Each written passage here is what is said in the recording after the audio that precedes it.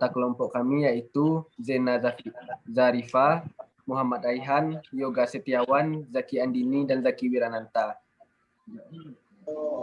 Baiklah, langsung saja pada materi yang pertama, yaitu pengertian penegakan hukum. Sidiki mengemukakan pengertian penegakan hukum sebagai berikut. Penegakan hukum adalah proses dilakukannya upaya untuk tegaknya atau berfungsinya norma-norma hukum secara nyata sebagai pedoman perilaku dalam lalu lintas atau hubungan-hubungan hukum dalam kehidupan bermasyarakat dan bernegara. Penegakan hukum dapat ditinjau dari dua sudut, yaitu sudut subjek dan sudut objek. Dari sudut subjek dapat dibedakan menjadi dua. Dalam arti luas, proses penegakan hukum melibatkan semua subjek hukum dalam setiap hubungan hukum. Sedangkan dalam arti sempit, penegakan hukum hanya diartikan sebagai upaya aparat penegak hukum tertentu untuk menjamin dan memastikan bahwa suatu aturan hukum itu berjalan sebagaimana mestinya. Sedangkan dalam arti sempit, dari sudut objeknya, penegakan hukum ditinjau lagi dari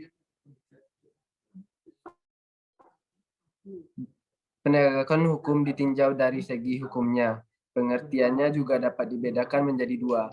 Dalam arti luas, penegakan hukum mencakup nilai-nilai keadilan dalam aturan formal maupun nilai-nilai keadilan dan hidup dalam masyarakat.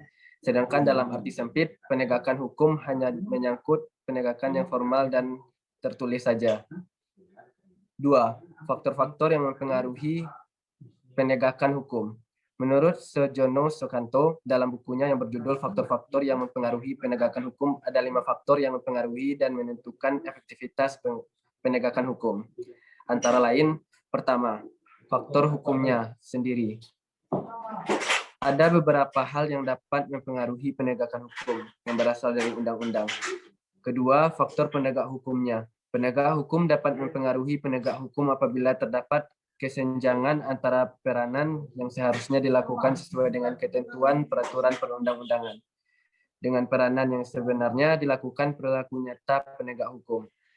Dalam kenyataannya sangat sulit untuk menerapkan peranan yang seharusnya dalam perilaku nyata, karena penegak hukum juga dipengaruhi hal-hal lain seperti interest group atau public opinion yang dapat mempunyai dampak negatif dan positif. Ketiga, faktor sarana dan fasilitas penegakan hukum. Dalam hal ini juga dapat dipengaruhi oleh faktor sarana dan fasilitas. Keberadaan sanksi, keseluruhan proses, penanganan perkara, beserta teknologi terdeteksi kriminalitas termasuk dalam faktor ini. Keempat, faktor masyarakat. Kompetensi hukum harus dimiliki oleh masyarakat agar masyarakat mengetahui hak-hak dan kewajiban mereka menurut hukum serta dapat mengetahui upaya-upaya hukum apa yang dapat mereka lakukan untuk melindungi kepentingan mereka. Kelima, faktor kebudayaan. Kebudayaan hukum pada dasarnya mencakup nilai-nilai yang mendasari hukum yang berlaku. Hukum pada dasarnya harus mencerminkan nilai-nilai hidup dalam masyarakat agar hukum tersebut dapat berlaku secara efektif. Yang ketiga, penegakan hukum di Indonesia ditinjau dari kajian filsafat hukum. Konsep penegakan hukum dari tinjauan filsafat hukum dapat dikaji dari faktor penegak hukum, khususnya hakim sebagai manusia yang akan memahami nilai-nilai hukum yang hidup dalam masyarakat. Hakim dalam kaitannya dengan penegakan hukum adalah dua hal yang saling berkaitan dan tidak dapat dipisah-pisahkan, yaitu hukum dan keadilan. Sebagaimana seorang filsuf hukum terkemuka Gustav Rajbruch menjelaskan bahwa hukum itu adalah hasrat, kehendak untuk atau demi mengabdi pada keadilan. Baiklah, mungkin selanjutnya akan dilanjutkan oleh rekan saya. Baiklah, saya akan melanjutkan. 4. Penegakan hukum berdasarkan konsep keadilan yang berketuhanan. Pancasila sebagai suatu sistem tentang segala hal, karena secara konseptual yang tertuang dalam sila berkaitan erat dan tidak dapat dipisahkan. Nilai-nilai Pancasila dalam bentuk yang paling terlihat adalah kehidupan keberagamaan. 4. Pada akhirnya, konstruksi kehidupan hukum baik struktur, substansi maupun kulturnya dari nilai-nilai ketuhanan. Dengan demikian, keadilan itu bersandar pada ketuhanan itu sendiri yang dimiliki semua agama dan kepercayaan yang ada di Indonesia. 5. Perlindungan hukum. Terdapat beberapa teori perlindungan hukum yang diutarakan oleh para ahli, seperti Setiono yang menyatakan bahwa perlindungan hukum merupakan tindakan untuk melindungi masyarakat dari kesewenang-wenang penguasa yang tidak sesuai dengan aturan yang berlaku untuk mewujudkan ketentraman dan ketertiban umum. Tetapi yang paling relevan untuk Indonesia adalah teori dari Philippus M. Hadjon. Dia menyatakan bahwa perlindungan hukum bagi rakyat berupa tindakan pemerintah yang bersifat preventif dan represif. Kedudukan keadilan merupakan unsur yang sangat penting dalam penegakan hukum di Indonesia. Indonesia memiliki kultur masyarakat yang beragam dan memiliki nilai yang luhur. Tentunya sangat mengharapkan keadilan dan kemanfaatan yang dikedepankan dibandingkan unsur kepastian hukum. Keadilan merupakan hakikat dari hukum, sehingga penegakan hukum pun harus mewujudkan hal demikian. Di samping kepastian hukum dan keadilan, unsur lain yang perlu diperhatikan adalah kemanfaatan. 6. Permasalahan hukum di Indonesia. Beberapa penyebab munculnya permasalahan hukum di Indonesia antara lain: 1. Lemahnya integritas penegakan hukum. Nurjan SH MH menjelaskan, jika salah satu masalah yang sering terjadi di hukum Indonesia adalah karena lemahnya integritas penegakan hukum di Indonesia yang sangat mempengaruhi sistem hukum pidana yang seharusnya menjadi hukum formal serta hukum material efektif. Hal lainnya yang menyebabkan hukum di Indonesia sangat lemah adalah karena tidak ada pengawasan yang efektif terkait dengan hukum yang berjalan baik oleh pengadilan, pengawasan internal pemerintahan, parlemen, dan komisi negara independen. Baiklah, selanjutnya akan dilanjutkan oleh rekan saya. Baiklah, saya akan melanjutkannya. 3. Masih melihat hukum dari kontennya. Sebenarnya hukum yang berlaku di Indonesia saat ini masih menganut pada hukum yang berlaku saat masa pemerintah Belanda, di mana tujuan dari faktor perubahan sosial adanya hukum hanya untuk melindungi penguasa-penguasa Belanda yang berada di Indonesia saja. Sehingga dapat dikatakan bahwa hukum tersebut hadir hanya untuk melindungi kalangan atas saja. Sistem inilah yang terkadang masih dianut Indonesia sampai saat ini. Bukannya untuk melindungi keadilan rakyat kecil, namun digunakan untuk melindungi penguasa. 4. Mentalitas praktisi hukum yang lemah. Masalah lainnya adalah lemahnya praktisi hukum yang menjalankannya, seperti jaksa, hakim, pengacara, bahkan polisi, jika praktisi hukum yang ada masih memacam bencana alam di Indonesia. Memiliki mentalitas yang lemah, maka tentu saja akan menyulitkan proses hukum yang sedang berlangsung. Sehingga harapan untuk hukum yang adil bagi rakyat hanyalah sebatas impian semata. 5. Struktur hukum yang overlapping kewenangan.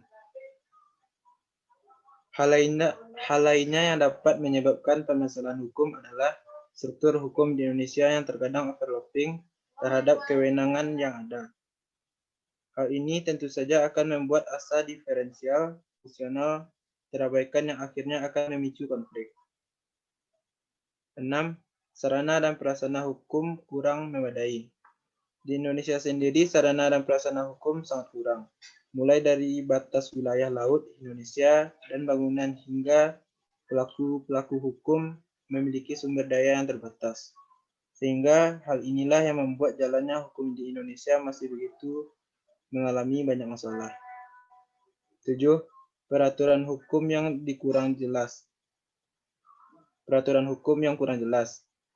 Dengan adanya peraturan yang jelas, pasti serta partisipasi aktif di dalamnya tentu saja akan membuat peraturan hukum di Indonesia semakin baik.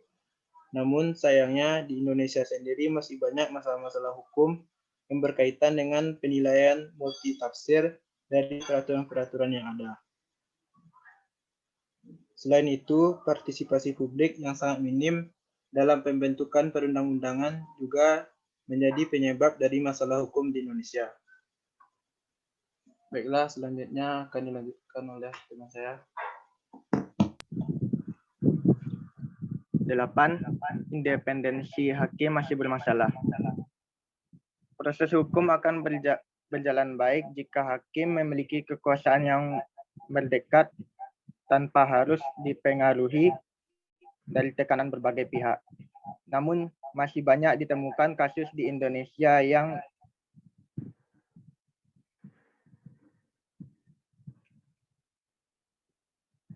jika independensi hakim masih sangat bermasalah.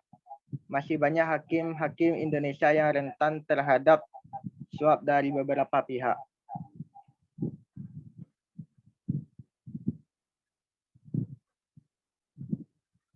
Yang ketujuh, untuk mengatasi munculnya masalah hukum di Indonesia, maka faktor-faktor penyebab munculnya masalah hukum tersebut haruslah dicegah atau dihilangkan atau diperbaiki. Seperti 1. Integritas penegakan hukum harus kuat, tidak terpengaruh dengan godaan materi. Yang kedua, harus ada pengawasan yang efektif. 3. Tidak lagi melihat hukum dari kontennya, tapi pada pelaksanaan dan manfaat bagi masyarakat. 4. Mentalitas praktisi hukum harus kuat. 5. Struktur hukum harus jelas dan tidak overlapping kewenangan.